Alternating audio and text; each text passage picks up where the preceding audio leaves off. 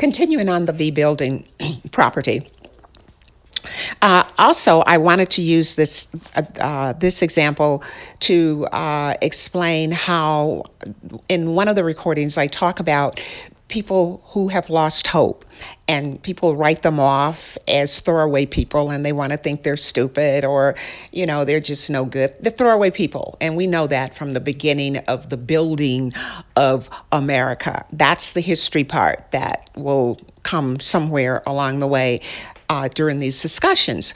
But when I say I can swing from chitlins to caviar and not offend, I can. And you learn so much. You think you know everything, but you'll be surprised what you can learn from, lack of a better word. I'll just say the street people.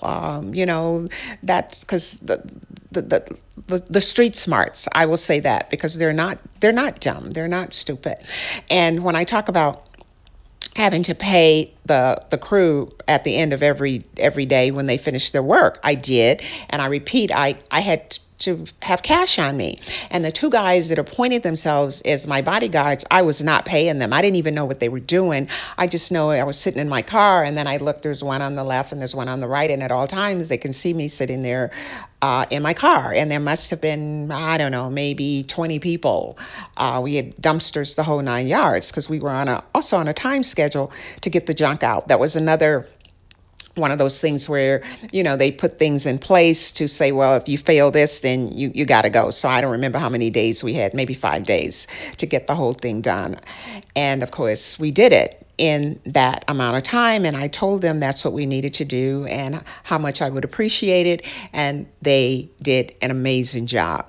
But one of the reasons they wanted the building torn down was because they said that it was a pickup for prostitutes. Well, the building was across from one of the most beautiful parks in Chicago. And ironically, they put something up there that's just an embarrassment to the corner in the park. But maybe in 30 years, somebody will come in and they'll tear it down and they will put something there that should be across from the park.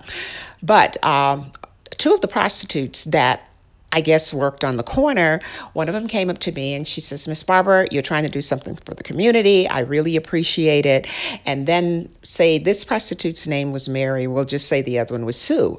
And the one that was talking to me said, I told Sue not to stand on your property line, but to stand 20 feet on the other side of the alley because that is not your property and nobody can bother you by saying you have prostitutes on your property.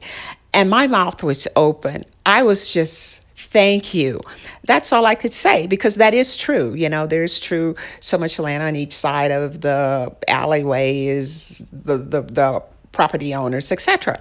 But I really hadn't given that any thought. But she had thought that out and she came over and told me. And what she had, basically she was supervising the prostitutes not to stand on my property because she appreciated what I was doing. That's what I mean when I say people just need hope.